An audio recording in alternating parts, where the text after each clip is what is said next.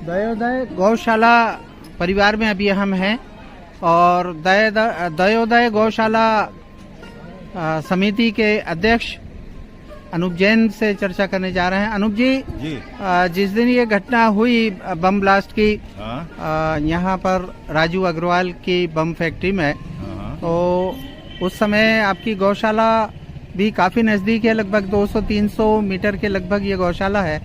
तो यहाँ भी कुछ हादसा हुआ है। उस समय जब ये हादसा हुआ था, हमारे गौशाला के मैनेजर श्री रामचंद्र जी शलोत्रे, हमारी गौशाला का मुख्य जो गायों की देखरेख करने वाले राजमल जी और 5 अन्य कर्मचारी और उनका परिवार सब यहाँ पर हाजिर था। और जब हुआ तब पत्थरों की बरसात हुई गौशाला में। उन पत्थरों की बरसात से अभी हमने नर्मदा परिक्रमा वालों के लिए जो नया एक भवन बनाया, श्रद्धावत भवन, उसमें पीछे के हिस्से में एक बहुत बड़ा होल हुआ। हमारे पूरे के पूरे दरवाजे, खिड़की, कांच की खिड़कियाँ सारे की सारी फूटी। इसके बाद हमारे यहाँ जो 3 शेड हैं, उन 3 शेडों में सब में पत्थरों के कारण बड़े बड़े होल हो गए और तकरीबन 3 गायों को ज़्यादा लगी। और आसपास की जो गाय और भैंस यहाँ पे जिन लोगों की थी, उन सब गायों भैंसों को भी बहुत बड़े पैमाने पर लगी। उनको सबको रेस्क्यू करके यहाँ गौशाला में लाया गया। लगभग कितने पशु यहाँ पर अभी जो पीड़ित पशु हैं, हाँ, जो उस दिन जल गए थे या चोट लग गई थी? 15 से 17 के बीच में है। 2 पशुओं की डेथ हो चुकी है और बाकी के सब अभी पशुओं का उपचार चल रहा है। यहाँ पे वेटनरी हॉस्पिटल द्वारा नियमित उन डॉक्टरों के द्वारा उनकी जांच की जाती है और उनका इलाज किया जा रहा है। देखने में आया है कि आपकी गौशाला परिसर में काफ़ी संख्या में जो ऐसे परिवार हैं जिनके लोग मिसिंग हैं, जिनके परिवार के लोग मिसिंग हैं, वो भी यहाँ पर आ रहे हैं। उनको भी आपकी गौशाला में ठहरने दिया जा रहा है। दूसरी बात यह है कि मेडिकल कैंप भी यहाँ पर प्रशासन के द्वारा लगाया हुआ है, जिससे कि जो पीड़ित लोग हैं वो यहाँ आके अपना इलाज करवा सकते हैं।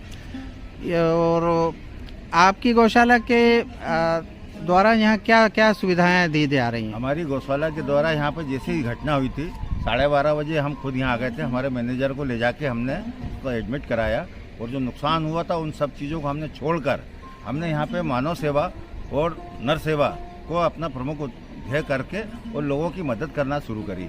हमारे गौशाला के कर्मचारियों ने तकरीबन 10 से 12 पेशेंटों को अस्पतालों में ले जाके भर्ती करवाया। उसके बाद दोपहर को सबको भोजन कराया, फिर शाम को उनके रात को रहने की यहाँ व्यवस्था करी। दामजीपुरा से और बैतूल इलाके के जो लोग थे, जो यहाँ कर्मचारी मजदूरी करने आए थे फटाखा फैक्ट्री में, उन सबको यहाँ रुकवाया। जब ये पैक हो गया तब ITI में लोग गए। यहाँ पे उस दिन तकरीबन 50 से 70 के लोग में यहाँ रात के लोग रुके थे। उनके सबके रहने की व्यवस्था और शासन के द्वारा जो भी सामग्री आती थी उसका उचित वितरण किया गया। हमारी संस्थाओं के द्वारा हमसे जो बन सका वो हमने किया। हम उसको बताना नहीं चाहते कि हमने क्या किया। ये हमारा एक निजी कारण है कि हम जो काम करते हैं उसको बताना पसंद नहीं करते। मिसिंग जो लोग हैं उनमें से कुछ के परिवार भी आपके यहाँ आके ठहरे थे। कितने परिवार ऐसे आए थे? परिवार का एक आदमी मिसिंग था, उसकी उन्होंने बाकायदा यहाँ रिपोर्ट दर्ज कराई है और वो लोग शायद दामजीपुरा के थे, वो जा चुके हैं। उनकी यहाँ पे तहसीलदार मैडम ने, इन लोगों ने उसकी एंट्री कर ली है। उसके बारे में जैसे शायद ही उनको सूचना मिलेगी, उनका मोबाइल नंबर वगैरह सब वहाँ पे बाकायदा सरकार के द्वारा लिया गया है। मिसिंग लोगों के बारे में ज़्यादा जानकारी व्यवस्थित रूप से अभी हमको भी जानकारी नहीं है।